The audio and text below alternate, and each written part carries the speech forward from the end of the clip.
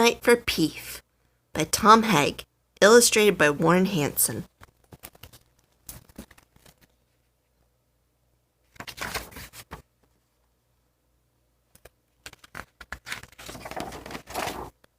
Another Christmas Eve had come.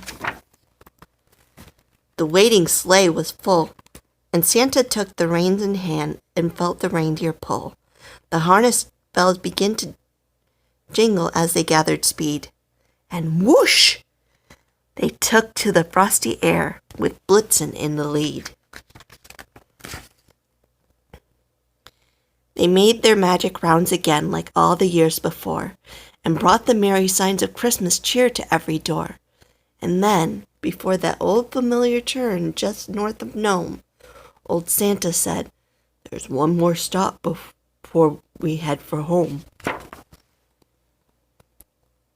The sleigh alighted on a humble roof, the very last before this Christmas present would become a Christmas past. And in that home, dear children, lived a child who loved a bear, a very special bear indeed, a bear who was somewhere within the tangle of sheets and blankets on a bed, a multicolored bear of blue and green and brown and red, a masterpiece that Santa Claus had made by hand. In brief, the little teddy bear who bore the happy name of Peef. To hear that sound just once again would be a precious gift. He only had to find the little teddy bear and lift him up and touch his tummy, and a Peef would be right there, just as it was when Santa Claus had made the little bear.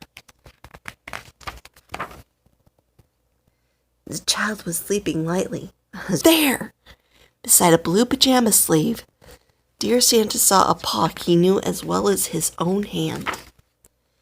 And he grew so excited it was all that he could stand to keep from laughing right out loud. But this was a silent night, so ho-ho-hoing had to be postponed. A silver light began to filter through the window pane, and Santa's eyes could see as clearly as they do in sparkling starlit skies. The child turned again, and sure enough, upon the sheet he saw the little bear right from his head down to his feet. But there was something different. Peef had changed, and it was clear. Peef wasn't what he was when Santa left him here last year. For he was dirty here, and faded there, and there. His right side had a little rip, the left a little tear. When Santa touched Peef's tummy, he was stunned beyond belief. The little bear sprang back to life, but could no longer Peef. They hugged each other tightly.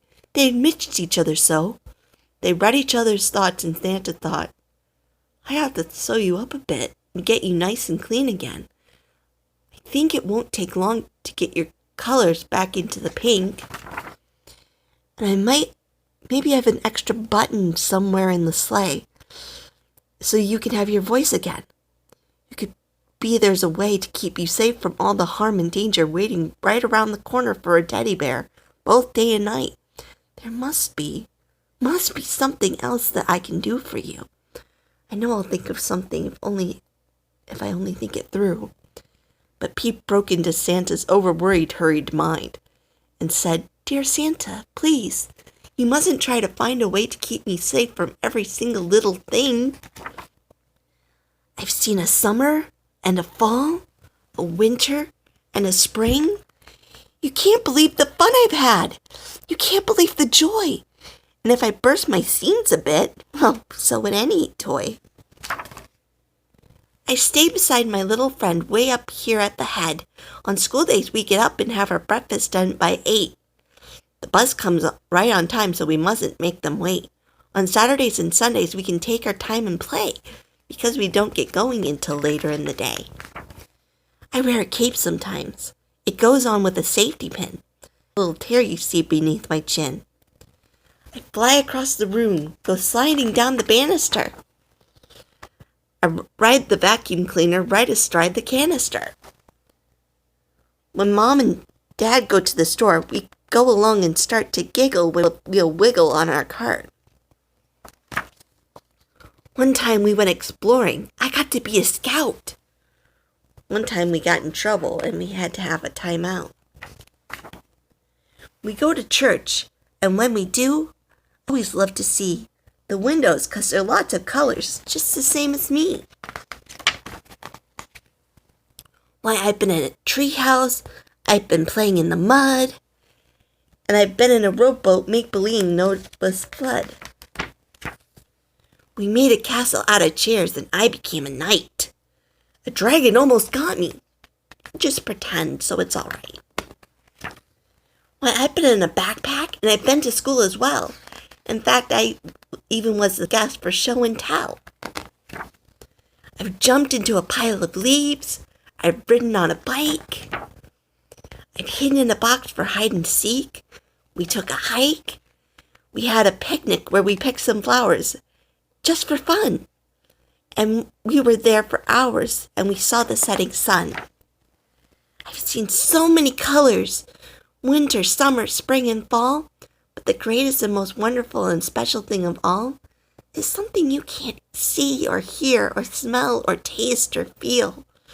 And it's only make-believe, but it's the only thing that's real. It's knowing who you are and being where you ought to be and doing what you ought to do. And that's me. So you don't have to fix me up, for there is nothing wrong. I'm just what I should be right now. I'm right where I belong. And if I have a tear or two, or if I've lost my voice, it doesn't matter.